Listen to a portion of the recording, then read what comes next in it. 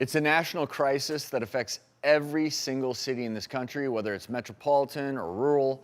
Homelessness has no boundaries. We have seen the horrors of homelessness rise in recent years.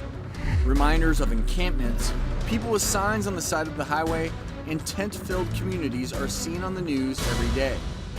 But it's a new outbreak within the homeless community that has lawmakers and citizens beginning to panic and wonder what should be done. According to the Center for Disease Control and Prevention, outbreaks of hepatitis A have spread through Delaware, Florida, and South Carolina. And in California, a surge of typhus with typhoid fever popped up throughout the homeless community.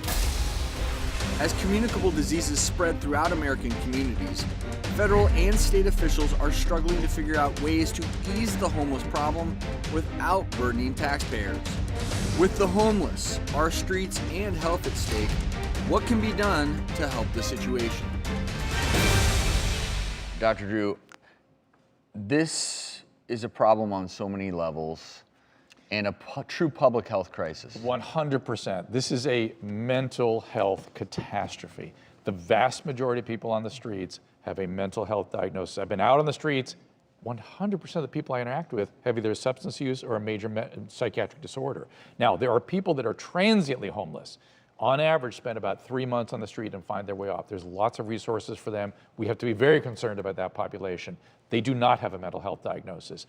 But the people we see on the street in the tents that are so concerning to us, that are becoming the public health problem, mental health is the problem. We choked off our state mental health system. There's no constitutional mandate for our federal government to do anything about mental health, and we have no system of state mental health resources, so people go to the state. We belch people out of our state mental health hospitals into streets, nursing homes, and jails. They don't belong in the jails either, but this is a total mess. And in the meantime, they're languishing on the streets. You can't help them unless they want it, unless they ask for help. The rodents have overpopulated our city. I knew there was a problem when my own home became overrun by rats. I also have practiced medicine forever in the San Gabriel Valley, and I know when rats come, typhus follows. My own son had typhus. So lo and behold, outbreak of typhus. Now the big problem, we're in the middle of a typhus outbreak right now. Don't mistake that for typhoid fever. That's another thing we've got, which is a fecal oral-borne illness, not a rat flea-borne illness.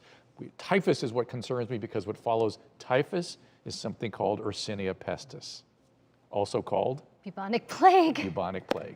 We have plague. The last plague outbreak in the country was in Los Angeles in the 1920s. Yersinia is in the squirrels, it gets into the rats, it's going to get into us. I've spoken to experts who say it's inevitable. I am profoundly concerned about us handling this problem before it's too late.